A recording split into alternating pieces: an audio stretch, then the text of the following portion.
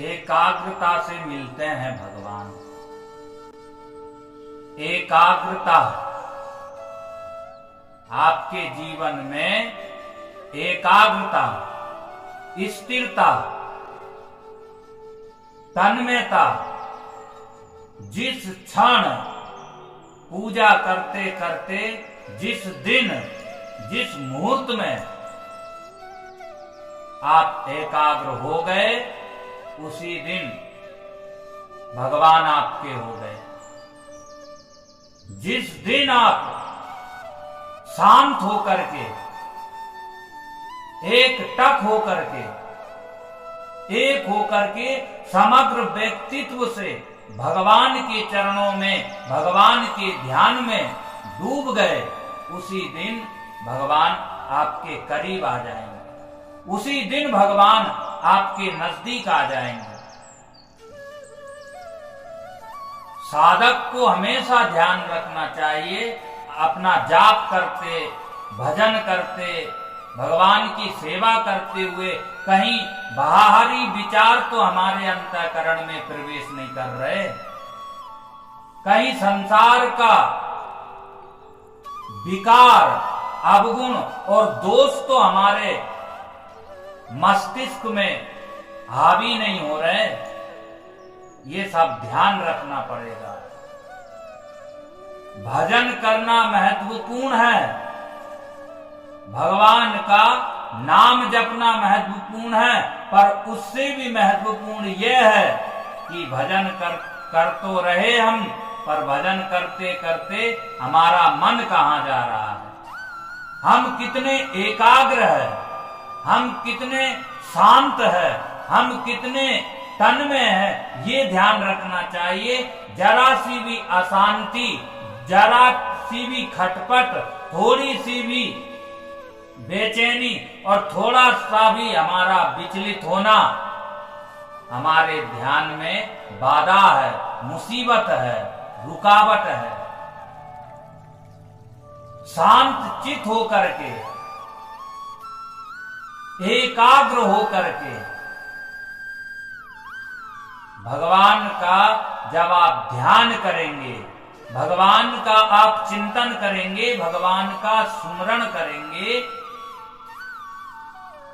तो फिर आपको वो अनुभूतियां होगी, फिर आपको वो आनंद मिलेगा, आपको वो रस मिलेगा, वो स्वाद मिलेगा जो अकल्पनीय है, जिसकी कल्पना नहीं की जा सकती है, जिसका वर्णन नहीं किया जा सकता है।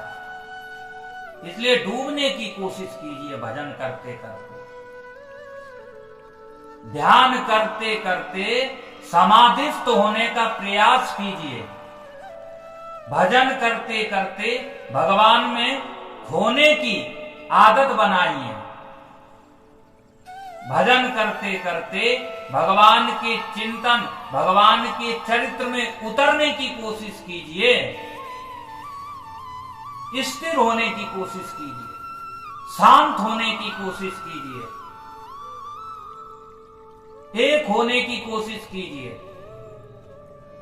जब इस प्रकार से, इतनी सावधानी से, इतनी एकाग्रता से एक टक होकर के आप हरि का स्मरण करेंगे, गोविंद का चिंतन करेंगे, तो निश्चित रूप से भगवत प्राप्ति होना है। और जीव का मुख्य उद्देश्य ही भगवत प्राप्ति है। मानव शरीर मिला ही है हमको भगवत प्राप्ति के लिए। मनुष्य शरीर हमको मिला ही परमात्मा की प्राप्ति के लिए, और हम इस मानव शरीर को धारण करके, प्राप्त करके सब कुछ तो याद रखते हैं, लेकिन जो याद रखने योग्य है उसी को भूल जाते हैं। इसलिए मैं निवेदन करूं मेरे भाई बहन, भजन करना नहीं भूलिए। जैसे शरीर की खुराक भोजन है, शरीर जो है बिना भोजन के, बिना अन्न के जी नहीं सकता है, जीवित नहीं रह सकता है। ठीक इसी प्रकार से बिना भजन के, बिना परमात्मा के चिंतन और स्मरण किए बिना आत्मा जिंदा नहीं रह सकती है।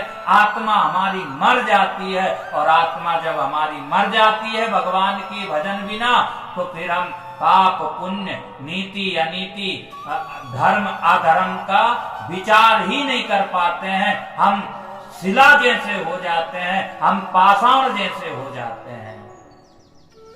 इसलिए भी जरूरी है भगवान का भजन करना, इसलिए भी जरूरी है भगवान का चिंतन करना, भगवान की सेवा करना, भगवान की पूजा करना।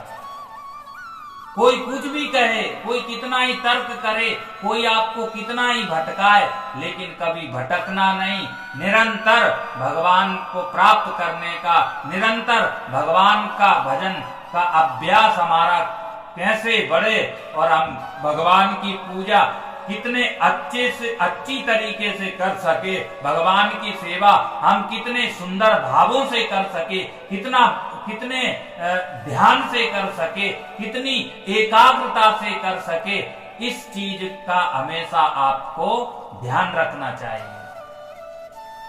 भजन नहीं छूटना चाहिए, भगवान का स्मरण नहीं छूटना चाहिए।